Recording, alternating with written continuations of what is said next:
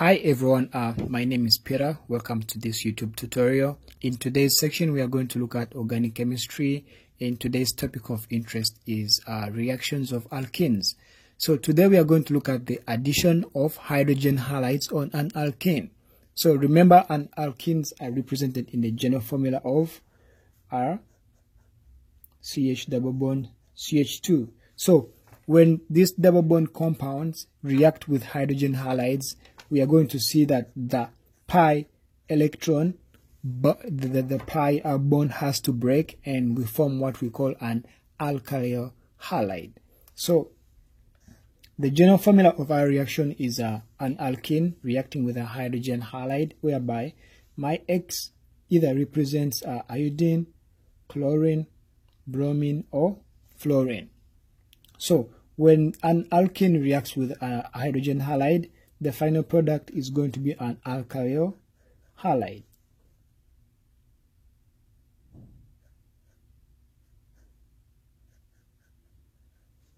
So X is my halogen. So therefore, an alkene reacts with a hydrogen halide,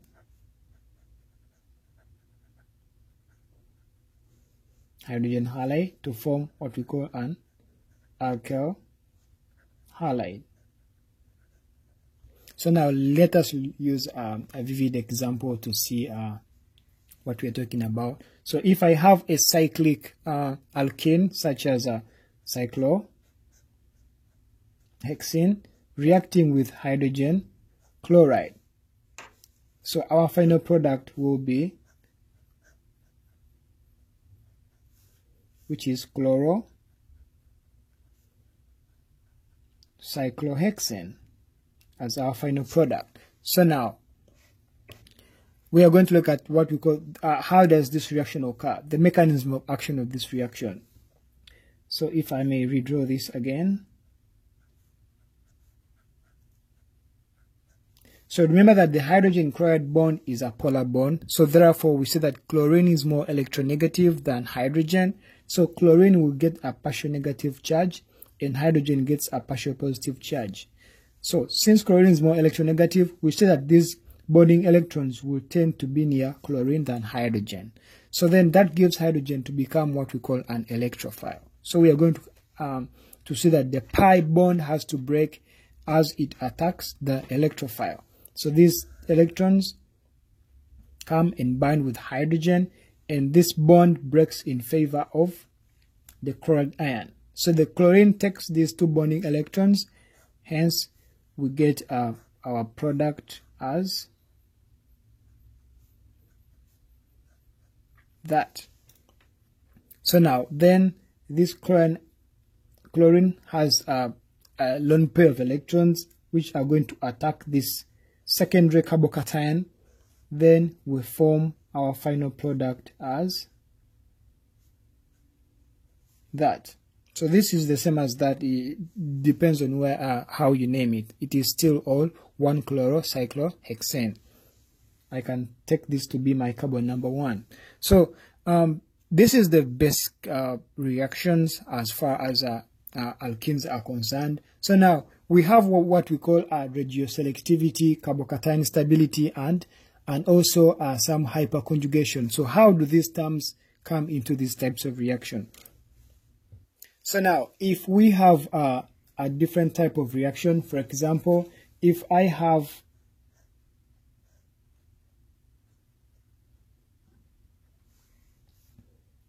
one methyl cyclohexene reacting with hydrogen bromide. So now we were going to see that hydrogen and bromide have different electronegativity. So bromine is more electronegative, so we shall have a partial positive and partial negative. The pi electrons will attack the electrophile, and this bond breaks off in favor of the bromine. Then we get our final as that plus bromine ion, or we can also form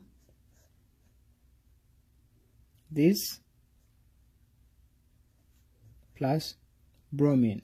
So remember that this hydrogen can either go on this carbon or this other carbon. So if we decide the hydrogen to go on this carbon, we shall form this as our product. If we decide that our hydrogen goes on the other carbon, then we shall form this type of structure. So now we are going to examine these two structures and see which one is more favorable.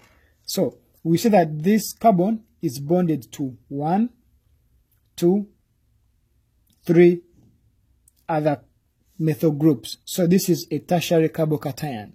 Well, as this carbon is only bonded to 1, 2 other methyl groups, so giving it secondary carbocation. And we know that tertiary carbocations are more stable than tertiary are more stable than secondary and primary. So therefore, our final product will be, our major product will be the resultant reaction with that, but not with this. So therefore, we are going to continue with the mechanism of action with the structure above. So this bromine has a pair of lone pair of electrons that are going to attack that carbocation, and our final product is going to be that. So we are going to have the bromine and the methyl group attached on this carbon, rather than forming the bromine and the methyl group attached on two different carbons. So this is the minor product, and this is the major product. So now, this is what we call radioselectivity, whereby radioselectivity is determined by the stability of the carbocation. So tertiary is more preferred to secondary, so therefore that is why this is our major product.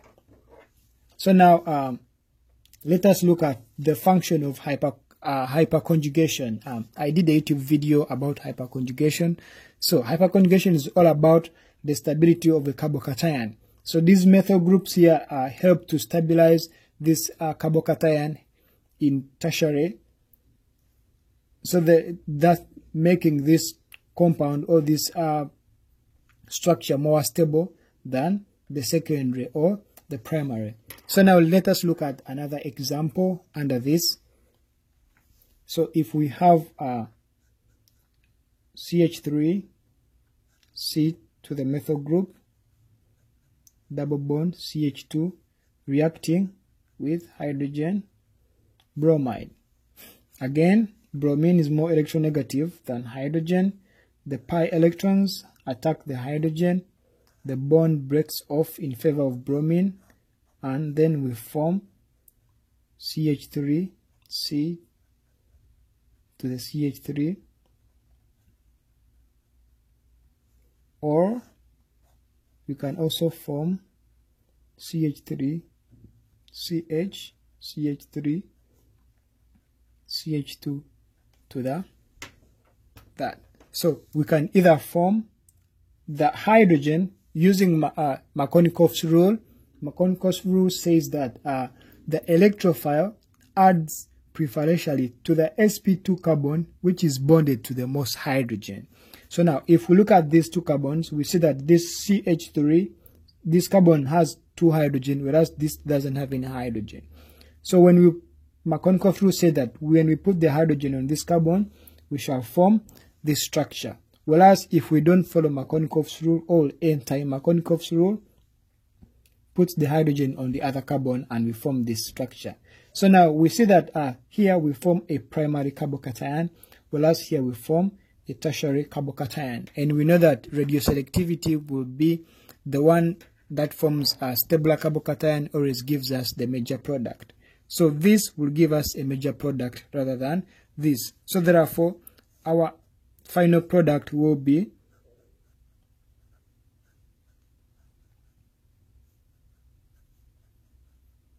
so the bromine will attack this carbon, and our final product will be this. 2-bromo, 2-methyl propane. So in this example, I've illustrated for you how we use Markovnikov's rule in determining the major and minor product, and also radioselectivity. So how about if we have a compound like this?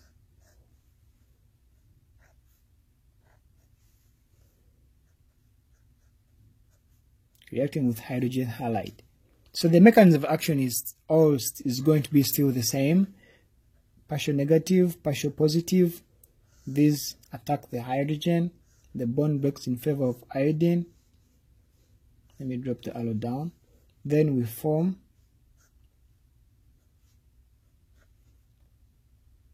carbocation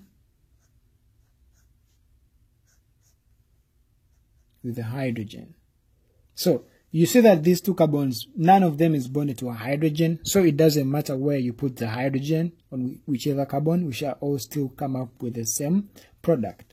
So this is when the iodine attacks the carbon, then we have our final product,